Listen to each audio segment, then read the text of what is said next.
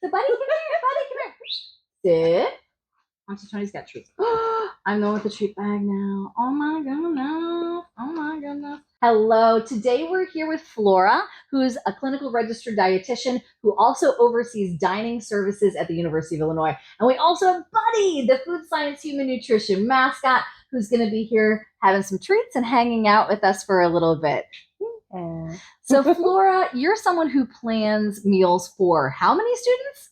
Oh, wow. We have 9,500 meal plan holders on campus, so quite a few. Wow. So we're talking almost 10,000 individuals that you are planning meals for.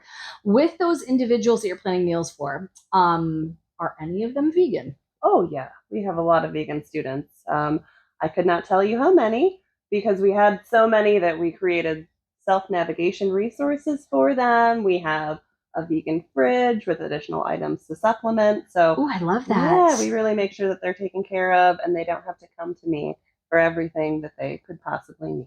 And I know you are someone who is so open with resources and such, and you're constantly updating things for students to understand what's going on. Like even on the app, there's an app at the University of Illinois. It's kind of cool. There is a spot where students can see that it's vegan friendly on there. There's like a little icon. Yeah, you can filter through the app and then it removes from view everything that does not fit our definition of vegan. So no animal products and no honey.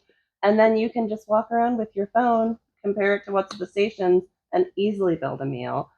We also have a dedicated vegetarian vegan dining hall.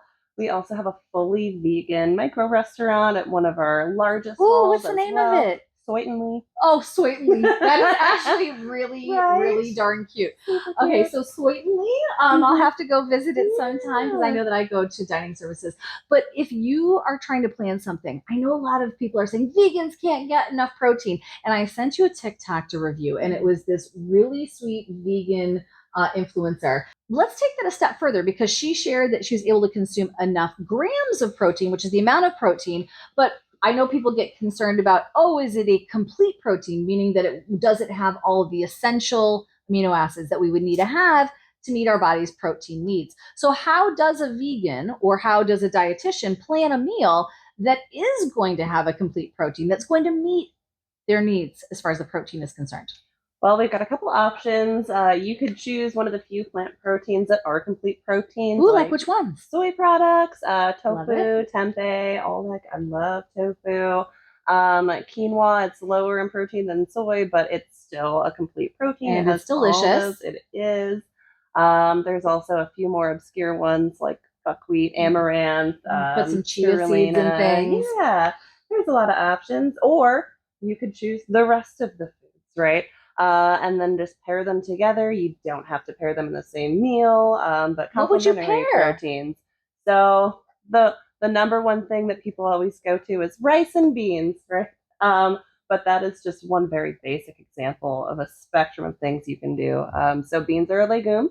Legumes and grains together make complementary proteins. Ooh, that's an easy thing to remember. So what are some lists of legumes that students might be able to choose from?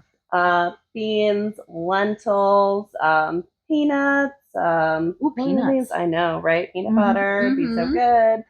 And then some grains. What are some common grains that students can choose from? Because oftentimes they're like, well, there's rice, and that's my grain. Right. What are some options?